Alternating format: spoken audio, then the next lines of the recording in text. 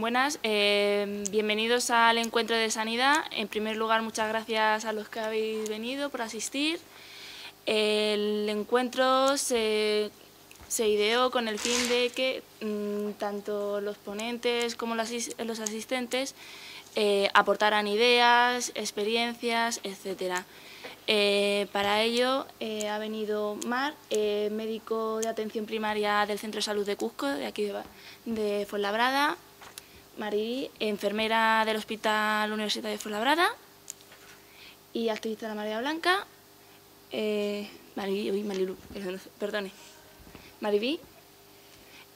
administrativa del Centro de Salud del Naranjo y también activista de la Marea Blanca; y Manolo, usuario del sistema sanitario de aquí de Fuenlabrada y uno de los activistas también de la Marea Blanca. En primer lugar va a empezar a hablar Mar. Cuando quieras, Mar. Bueno, pues buenas tardes. Que sentimos lo de la hora porque es que la idea de hacerlo así más temprano era para facilitar que vinieran dos compañeros que habíamos invitado del hospital, que nos parecía... ¿Sí? ¿Se oye? No suena bien. No, a ver. Voy a explicarlo otra vez. Ese es para la cámara, solo le oigo yo. ¿Sí? El otro es el de ambiente. ¿Y cómo lo oyes bien? Entonces, ¿el de aquí es este? Pulsa el botón. Sí, pues es que el botón no va. Tenemos que haberlo probado antes. Somos sin personas. Yo si no... ¿No me oís así bien? Sí, por eso. Este es para la cámara, este es para que se registre. Vale, ¿y desde ahí se oye bien? Vale, pues ya está. A ver, este si no, a ver si este va. Sí, mira, pues este va. Sí, probando. Sí. Vale, perfecto. Así mejor entonces. Bueno, de todas formas yo hablo alto y ya está. Vale. Venga. Bueno, pues que eso, que la idea era facilitar la participación de algunos compañeros, pero que al final, la verdad es que el viernes es un mal día. Bueno, las cosas se han dado como se han dado. Es verdad que la difusión, pues también por las circunstancias en las que nos movemos, ¿no? De estrés de todo tipo. Entonces, la idea de este encuentro, ¿no?, era el desarrollar un programa sanitario para la ciudad. Habíamos mandado los documentos generales, con los que son documentos unitarios de la Marea Blanca, tanto global como para la atención primaria. Y bueno, pues las intervenciones van a ser un poco para también fomentar un debate en el que puedan salir cosas concretas de las que nos puedan preocupar a todas y todos.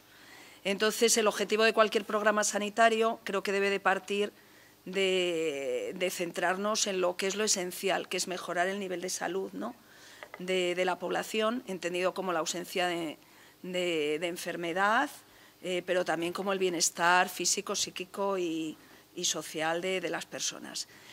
Sabemos que en la salud, los determinantes de la salud no son solamente la asistencia sanitaria, aunque es quizá en lo que más nos vamos a centrar aquí, ¿no?, en cómo mejorar la asistencia sanitaria, pero que en salud tiene muchísimo que ver las condiciones de vida, los determinantes genéticos también, por supuesto, pero las condiciones socioeconómicas de la sociedad, ¿no?, su nivel socioeconómico, condiciones como el paro, la pobreza, sabemos que son determinantes en salud.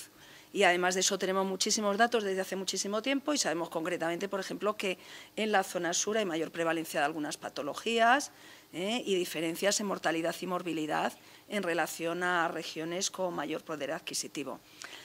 Un programa también para mejorar la salud tiene que asegurar los derechos básicos, ¿no?, y de hecho hay que entender la salud como un derecho humano básico y la asistencia sanitaria, que es lo que nos quieren intentar negar. Y para ello, pues lo que perseguiremos es el defender una sanidad pública de titularidad y gestión pública, universal, equitativa. El concepto de la equidad no es exactamente lo mismo que el de la igualdad. El de la igualdad es dar lo mismo a todo el mundo, dar lo mismo a todos, y el de la equidad es dar de acuerdo a las necesidades, partiendo de situaciones de desigualdad también. Muchas veces se asemeja cuando estamos subidos en un cajón para ver a través de una valla, con distintas alturas, o cuando nos subimos en cajones con distintas alturas según lo que midamos cada uno, ¿no? Y luego el concepto de la eficiencia también es importante incorporarlo porque también sabemos que tenemos que manejar unos recursos extrayendo la máxima rentabilidad posible a dichos recursos, es decir, garantizando que la asistencia que se presta sea de calidad, sea con la máxima calidad y optimice los recursos que tenemos, o sea, que no haya bolsas de ineficiencia, de gastos como si dijéramos, mal hechos, ¿no? De cosas que no han demostrado el que tengan una rentabilidad para la población, ni den una seguridad a la población, y entonces ese concepto también es importante, que es un poquito el equilibrio entre los servicios que se proveen en salud y lo que se invierte en esos servicios y los beneficios que se obtienen. O sea, nosotros tenemos que centrarnos siempre en objetivos, en indicadores de salud, en mejorar la salud de la población, no en criterios de rendimiento económico o de otro tipo, ¿no? Y mucho menos de los que manejan nuestros gestores, que son de tipo político o electoralista. Bueno, he empezado planteando un poco, y mi intervención va a ser un poco general, porque además como luego vamos a ir concretando cosas y tal, y a lo mejor en algún momento se hace un poco ardua porque he metido unos cuantos gráficos, pero vamos, yo quería disertar sobre la necesidad de ganar también la batalla de las ideas, porque todas las medidas que vayamos ganando, también las vamos ganando porque vamos ganando las ideas. Yo me acuerdo cuando empezó en Madrid toda la pelea contra el decreto de sostenibilidad y contra las privatizaciones, que hubo que hacer una labor continua de concienciación, de discusión, de información, sobre el por qué estábamos defendiendo un sistema público y por qué era necesario defender un sistema público. Porque las ideas de la oligarquía económica y financiera y política que nos gobierna han ido haciendo un lavado sistemático de cabeza a la población, tratando de imbuir una serie de ideas que están ahí. Y que además la crisis, aunque todas estas ideas y toda esta dinámica de mercantilización de la sanidad ya estaba presente y se habían dado pasos importantes, sobre todo en algunas comunidades autónomas como la nuestra, que veníamos en una dinámica ya acelerada, y esto estaba antes, pero con la crisis se acentuó muchísimo más y la crisis ha sido la excusa perfecta para intentar vender sus ideas de austeridad, racionalización, es que estamos intentando hacer más racional el gasto porque se gasta mucho, eficiencia, lo manejan también ellos, sostenibilidad, esas cosas que nos cuentan. Yo me acuerdo hace poco viendo al portavoz del PP en una charla en el Colegio de Médicos, que fueron todos los partidos, que el tipo nos ponía ahí unas diapositivas tremebundas de las cosas tan sofisticadas a las que llegaba la medicina actualmente, unas intervenciones tremendas, y entonces decía, es que esto cada vez vamos a más y esto va a llegar a un punto en el que es insostenible, porque claro, la medicina cada vez avanza más y entonces pues no hay dinero para tanto, ¿no? Y entonces, bueno, pero curiosamente esas cosas las hacía él en su privada, ¿no? Y entonces en la privada sí se pueden hacer para quien las pague. El caso es que todas estas ideas que justifican los recortes, los repagos, la exclusión, que es uno de los pilares fundamentales de las nuevas políticas, la privatización, hay que ponerles ya un freno y que todos colaboremos en construir otro discurso y en saber transmitir otro discurso y saber desmontar sus mentiras. Porque esto va a tener que ver con las medidas que consigamos ir alcanzando. Porque si nosotros conseguimos trasladar a la mayoría de la población un discurso de defensa de lo público, de defensa de una sanidad de calidad universal, etcétera, es cuando vamos a poder ir consiguiendo batallas, ganar batallas, aunque sean parciales, a veces no se ganan al 100%, pero sí se pueden ir ganando muchas batallas, como de hecho creo que en el último periodo, y aunque haya sido a la defensiva, hemos ido ganando en sanidad. Por lo menos creo que sí que hemos avanzado mucho en la batalla de las ideas. En construir otro discurso basado en la solidaridad y en la justicia contra el discurso imperante en estos años, que ha sido el de la codicia y el del sálvese quien pueda. El discurso individual del neoliberalismo, de yo me busco la vida, el de al lado, que se la busque también. Bueno, ¿cuál es la situación actual del punto de partida de la sanidad? Es un doble juego, por un lado el desmantelamiento de la sanidad pública y por otro lado la privatización. Son los dos aspectos de la misma política, con esa asfixia presupuestaria, exclusión, o sea, excusas para justificar estas políticas neoliberales, como que el que no pague, que no tenga derecho, y entonces justificar la exclusión, los repagos, el trasladar la culpabilidad de la situación a lo público y a las personas y a la ciudadanía, eso de vivíamos por encima de nuestras posibilidades, eso de hay que contribuir a la crisis, no se puede, esto tiene un límite, no se puede sostener este sistema y entonces hay que pagar entre todos. O sea, no puede ser que los pensionistas inflen a pastillas, tengan los armarios llenos de medicinas y entonces hay que hacerles que paguen. Todo este discurso que han construido y que se ha concretado en esta serie de medidas que fueron alimentadas ya desde el 97 por una ley que dio paso a la posibilidad de nuevas formas de gestión, que ha sido lo que ha dado un marco legal a las nuevas formas de privatización, que se consolidó en 2012, apenas 6 meses después de la subida al poder del Gobierno del PP, en el que impone un Real Decreto Ley por el cual expulsa de la sanidad a casi 1 millón de personas, y además que iba mucho más allá en cuanto a la exclusión, porque también iba a excluir a los jóvenes mayores de 26 años, a las mujeres que ya no percibieran pensión tras su divorcio y a los parados de larga duración y que por la presión social se retuvieron, pero que eso está ahí y pueden avanzar en ello en cualquier momento, porque lo que hacen con ese Real Decreto 16/2012 es cambiar el modelo sanitario y que la sanidad deje de ser universal para pasar a ser derechos solamente de las personas aseguradas, de las personas que están cotizando a la seguridad social, a un sistema de aseguramiento, similar al que tienen otros países de nuestro entorno o los Estados Unidos. El primer paso para ir profundizando en 2 redes sociales, una que se pueda pagar, bueno, en 3, ¿no? Por supuesto está siempre la red privada al alcance de quien pueda costearla y luego algunos sistemas de beneficencia con carteras de servicios recortadas, que es el otro aspecto de ese Real Decreto.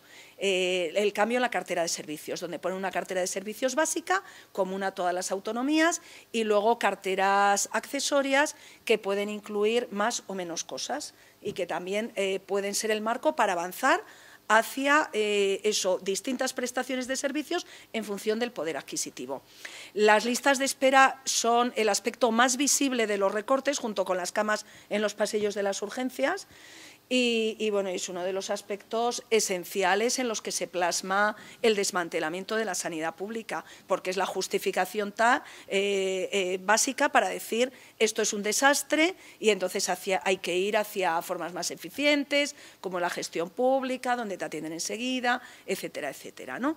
Los métodos antidemocráticos, la imposición por encima de todo tipo de discusión, de todo tipo de acuerdo, saltándose a la torera las opiniones de profesionales y ciudadanía, y lo que está detrás de todo, que es la corrupción. En la Comunidad de Madrid, sabéis que llevamos un largo proceso de privatizaciones que luego hemos ido destapando como lo que escondían eran las puertas giratorias a través de las cuales los sucesivos consejeros iban recolocándose en la empresa privada, en las empresas que ellos previamente habían dado entrada privatizando servicios que antes eran públicos. Bueno, pues esta frase resume un poquito este dibujo, yo creo, ¿no? El discursito de esta gente, el discurso que hay que contrarrestar, ¿no? Porque efectivamente sí que algunos siguen viviendo por encima, en el sentido de a costa, acabalgados a nuestras posibilidades, a las de la inmensa mayoría social. Entonces, bueno, lo que voy a desarrollar un poquito, que a lo mejor se hace un poco arduo, pero vamos, son estas 2 ideas, porque como digo, aunque estos planes, porque aquí el objetivo era liberalizar, o sea, dar entrada al mercado financiero, facilitar el movimiento del dinero, la entrada de capitales en un sector tan goloso como es el sanitario, porque como decía uno de nuestros últimos consejeros, Güemes, el sector sanitario es una gran oportunidad de negocio, ¿no? Se lo decía en un certamen de empresarios. Entonces, aunque todos estos planes vienen de antes, pero la crisis ha sido la excusa perfecta, ¿no? Y entonces en la crisis es donde han conseguido que calara en muchos sectores esta idea de que había sido culpa del inmenso gasto público, de la deuda pública y del gasto sanitario, y que el nivel de gasto sanitario era insostenible y había que recortarlo. Y luego la otra idea es que los recortes sanitarios y sociales afectan sobre todo a los más débiles, que creo que esto es algo fundamental. Y además, máxime en un municipio como en el que nos movemos, que es de los más débiles económicamente y, por tanto, de los más vulnerables en salud. Bueno, esta es un poco la situación económica de nuestro país, ¿no? Un país donde las personas empleadas han bajado de forma espectacular, donde el déficit público se ha hecho tremendo y no remonta, como muchos países de nuestro entorno. Un país donde en relación a los países de nuestro entorno, este sería nuestro país, el que está en verde y en rojo, la Unión Europea, hay un decalaje en cuanto a recaudación fiscal de hasta 8,2 puntos del Producto Interior Bruto. Esto se calcula en unos 80.000 o 90.000 millones de euros, más que el gasto sanitario total de un año en nuestro país. Esto es lo que dejamos de recaudar en relación a los países de nuestro entorno. ¿Y por qué dejamos de recaudar este dinero? ¿Qué es lo que ha ocurrido? Fijaros en la diapositiva de aquí, como en la recaudación del impuesto de la renta, aunque se bajó un poco, se remontó y más o menos nos mantenemos a los mismos niveles. En el IVA pasó algo parecido, nos mantenemos a los mismos niveles y, sin embargo, fijaros en el impuesto de sociedades, que es esta tercera barra en azul, cómo ha ido cayendo y cayendo y cayendo y cómo se mantiene. Es decir, los que trabajamos, los ciudadanos de a pie, pagamos y seguimos pagando, pagamos en la nómina y pagamos en la tienda y, sin embargo, las empresas han dejado de pagar una barbaridad de dinero. Y entonces tenemos un boquete fiscal tremendo, o sea, que acusan de que no hay dinero y el problema es que en este país no se recauda, vamos, ni parecido a lo que siquiera es nuestro entorno más inmediato. Entonces, ¿qué es lo que ha ocurrido? Que la deuda privada, que es la deuda de las empresas, sobre todo financieras, y no financieras también, y de las personas, la deuda que hemos acumulado metiéndonos en las hipotecas maravillosas que nos regalaban, que casi te llamaban y decían, le ha tocado a usted una hipoteca para comprarse un bonito piso, de los 500.000 pisos al año que se estaban construyendo en los años de la burbuja inmobiliaria. Entonces, mientras que la deuda pública se había mantenido, lo que creció sin parar fue la deuda privada. ¿Qué ocurre? Que se ha trasladado todo el gasto público, o sea, ha habido un trasvase de lo que es el dinero público para hacer frente a esa deuda privada. O sea, fijaos, de 2008 a 2011, el aumento de volumen de miles de millones de euros a las ayudas a la banca. Y entonces la deuda pública, que se había mantenido más o menos estable, se ha disparado al hacer este trasvase para pagar la deuda privada. Estos son los pagos anuales del Estado para amortizar deuda pública, como han ido aumentando. Y esta diapositiva que os he puesto aquí es muy interesante, es muy importante, porque este es el otro elemento fundamental. En nuestro país es el que más ha crecido, en el que más ha crecido la desigualdad, que sabéis que es uno de los fenómenos más importantes del siglo XXI, el aumento de la desigualdad. Entonces, en relación a los países de la Unión Europea, de nuestro entorno, es el país en el que más ha crecido la desigualdad. Esto es una ratio entre lo que cobra el 20% más rico y lo que cobra el 80% de la población, el resto, y cómo se ha ido disparando en nuestro país, mientras que la Unión Europea, nuestro entorno más inmediato, se mantiene estable. Bueno, esto, por supuesto, tiene un impacto y unas secuelas en sanidad y en salud. Entonces, he planteado estas preguntas, ¿no?, en estas dimensiones en cuanto a su impacto. ¿Cuánto hemos dejado de gastar en sanidad? ¿De quién está saliendo ese dinero? ¿A quién se le está dando ese dinero?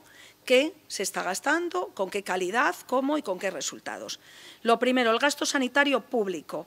¿Cómo ha bajado? ¿Cómo ha disminuido? Estos son muchos miles de millones.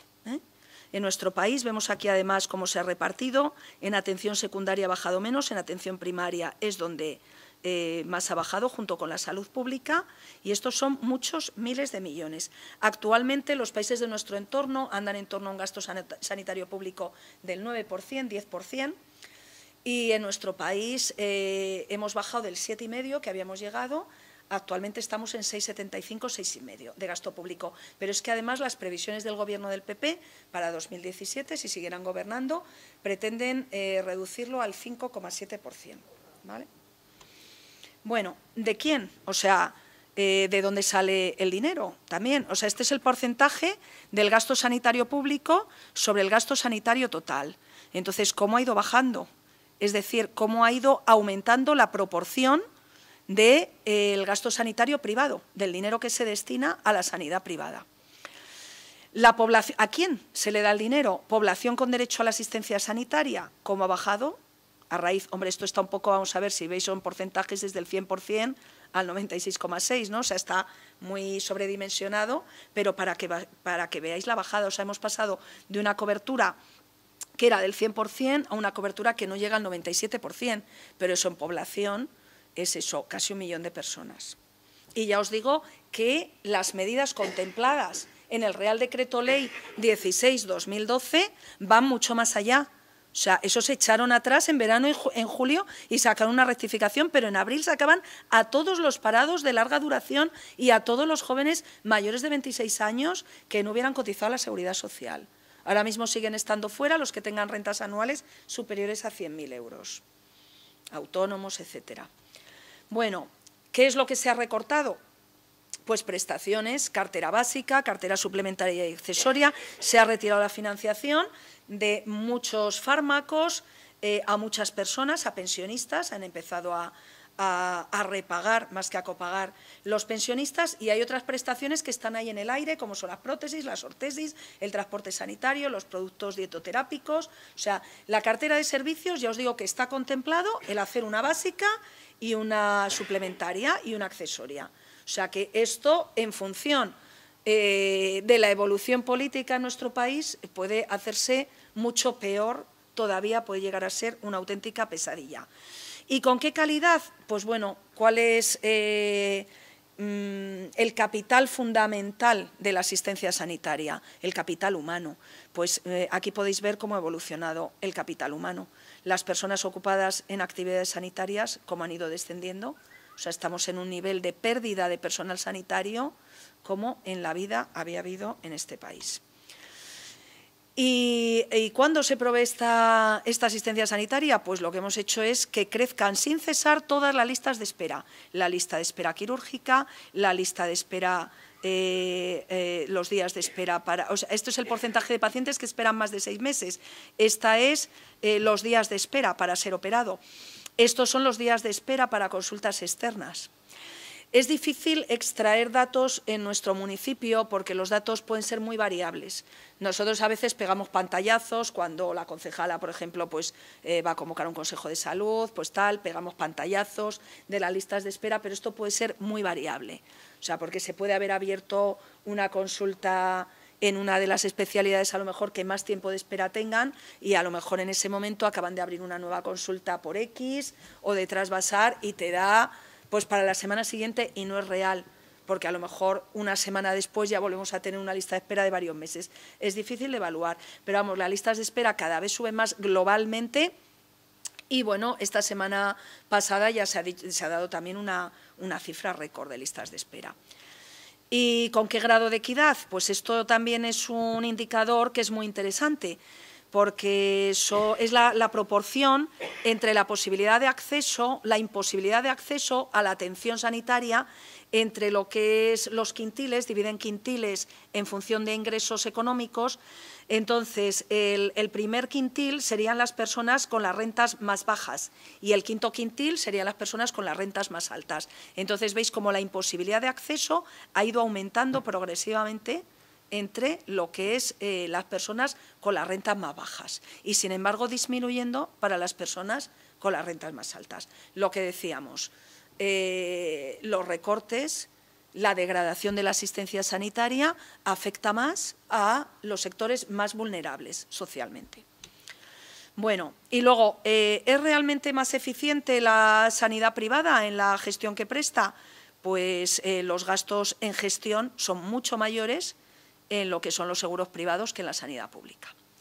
En fin, aquí os resumo un poco también con estos sabios maestro y alumno, pues que sigue habiendo lucha de clases todavía y que la están ganando los ricos. ¿Qué es lo que ocurre con los resultados en salud? Pues que se están resintiendo.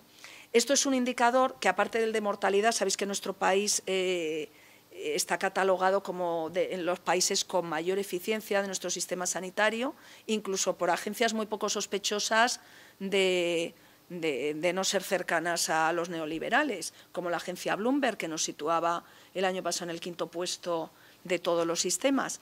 Y se suelen medir parámetros de mortalidad e integrar también el porcentaje del gasto sanitario público en función del Producto Interior Bruto, como os he puesto, o en función de las personas, ¿no?, per cápita. Pero este parámetro, que es la esperanza de vida en buena salud, es muy interesante porque integra no solamente la mortalidad, sino también la morbilidad, o sea, las enfermedades y la repercusión de las enfermedades en la función en las personas y en su percepción de la calidad de vida.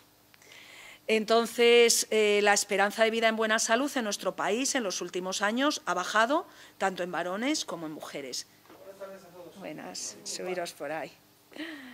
Bueno, y, mientras que en la Unión Europea han disminuido las tasas de suicidios, en nuestro país se mantienen e incluso con un nuevo repunte.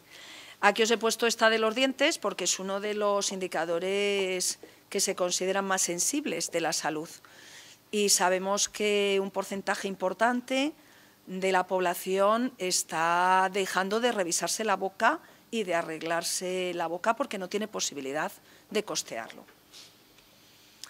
Bueno, la gestión pública y la gestión privada lo que implican es esto. La gestión pública, que además la nuestra se financia por impuestos, dejó de financiarse, por eso es la falacia de este sistema de aseguramiento que nos quieren imponer, que es decir, nada más tengan derecho las personas que cotizan a la Seguridad Social, cuando nuestra sanidad no se financia por la Seguridad Social, se financia por impuestos.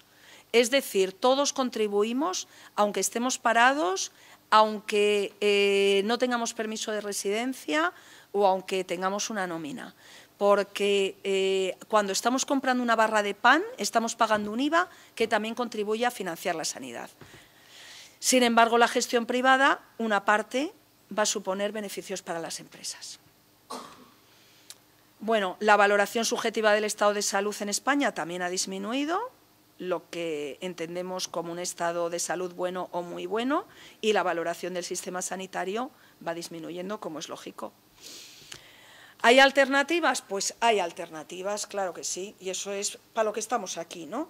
Entonces, las alternativas para nosotros pasarían por recuperar la universalidad de nuestro sistema y la salud como derecho fundamental. Es imprescindible la derogación del Real Decreto 16/2012, que determina el acceso a la asistencia sanitaria solamente de una porción de la población. El sistema sanitario tiene que ser suficiente, tiene que haber un gasto sanitario público que garantice una asistencia de calidad y que, bueno, se estima por parte de muchos sectores que por lo menos tiene que ser del 7,5% del PIB, incluyendo para la atención primaria, que sería la puerta fundamental del sistema y donde se coordinarían todo el resto de los niveles asistenciales, acercándose al 20%, que actualmente, por ejemplo, en nuestra comunidad es solo del 10% y globalmente del 14%. El sistema sanitario tiene que ser solidario, esto es esencial. No podemos permitir que calen estas ideas de, bueno, ¿y por qué voy a tener yo que pagar al que, si yo estoy bien, si yo estoy sano, por qué voy a tener que pagar tanto dinero de mis impuestos, destinar tanto a personas que estén enfermas o tal? Hoy estás sano, mañana estás enfermo, todos lo necesitamos por igual, o sea, esto es lo que nos asegura a todos. Un sistema sanitario público de calidad lo que nos da es la tranquilidad de saber que el día que lo necesitemos lo vamos a tener ahí, y además es que lo vamos a necesitar siempre, desde que nacemos hasta que nos muramos. En algún momento de nuestra vida lo vamos a necesitar para nosotros o para nuestras familias. Y entonces para ello tiene que estar financiado por impuestos progresivos, es necesaria una reforma fiscal, es necesario acabar con ese boquete fiscal.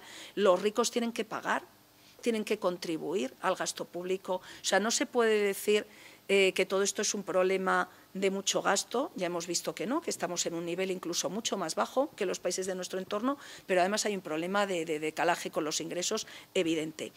Tiene que ser equitativo, para ello tiene que haber presupuestos finalistas para todas las comunidades autónomas, iguales por todas las personas. Hay que acabar progresivamente hasta que se eliminen los repagos instaurados por este Gobierno. La cartera de servicios tiene que ser completa y unitaria. Las tecnologías y los fármacos se tienen que evaluar con criterios de seguridad, de eficacia y de eficiencia. Si hay fármacos que no sirven para nada, pues que se eliminen, pero lo que no es de recibo es que te quiten los laxantes o los fármacos para las varices o los jarabes para la tos y que la gente los siga comprando en las farmacias. O sea, que lo que hagan sea recaudar más. En último extremo, además, la empresa privada, la industria farmacéutica, si no sirven para nada, si son fármacos sin evidencia científica, que se retiren. Y si no, se tienen que financiar. Y si se siguen consumiendo y tienen alguna utilidad clínica y son eficaces, se tienen que financiar. Es imprescindible una organización democrática y transparente con participación de profesionales y ciudadanía y que la atención esté centrada en el paciente como persona y como agente sanitario principal. Las personas somos el objetivo de la asistencia sanitaria. Es decir, la asistencia se trata de que no sea solo para las personas, sino también con las personas, con la ciudadanía. Por eso tiene que haber participación ciudadana y de las asociaciones de pacientes en el diseño de las estrategias y de los planes de salud y también un control del funcionamiento de los servicios. Hay que coordinar la atención social y sanitaria, esto es fundamental, es lo que he dicho, los determinantes en salud no solamente son la asistencia sanitaria, sino que las condiciones socioeconómicas influyen más, tienen mucho más peso en los resultados en salud incluso que la asistencia sanitaria. Hay que reforzar la buena gestión pública y hacerla más eficiente. Para ello hay que derogar la Ley 15/97, que es la que dio entrada a las nuevas formas de gestión que han permitido la privatización, y hay que integrar las mutualidades privadas o con regímenes semiprivados tipo MUFAD, etcétera, en el Sistema Nacional de Salud y desarrollar la salud pública. Bueno, os largo una propuesta. Lo que he dicho, los tiempos de espera son el aspecto más visible de los recortes y entonces acabar con los recortes también es poner unos plazos razonables de tiempos de espera, que yo he cifrado en algo que son ideas de alguna gente, pero que son cosas para discutir, para ver. De hecho, en lo que es el manifiesto de exigencias mínimas en la Marea Blanca no ha habido ningún pronunciamiento, yo os lo largo. Para mí las consultas que se piden a especializada deberían ser vistas entre 15 días y un mes, igual que los procedimientos terapéuticos, tipo fisioterapia, etcétera. Luego, si queréis, hablamos en concreto de nuestra situación actual ahora mismo, por ejemplo, en Fuenlabrada, en los centros de salud para ser atendido en fisioterapia se está dando cita actualmente para diciembre, cuando acaban de rescindirle el contrato a 2 fisioterapeutas de refuerzo, que se les caducaba el 31 de marzo. Las pruebas diagnósticas deberían realizarse en plazos de 1 a 2 semanas, las intervenciones quirúrgicas en 1 o 3 meses como máximo y las consultas en atención primaria deberían ser vistas como máximo en el plazo de 48 horas. Y el tiempo mínimo por paciente que cualquier profesional sanitario necesita para escucharle, explorarle y hablar con él, dejar que se quite la ropa, que se la vuelva a poner y no tener que decirle póngasela fuera para que pase al siguiente, es de 10 minutos por paciente, que es una vieja reivindicación. Bueno, pues os dejo con Marilú, que os va a desgranar el manifiesto de exigencias de nuestra Marea Blanca.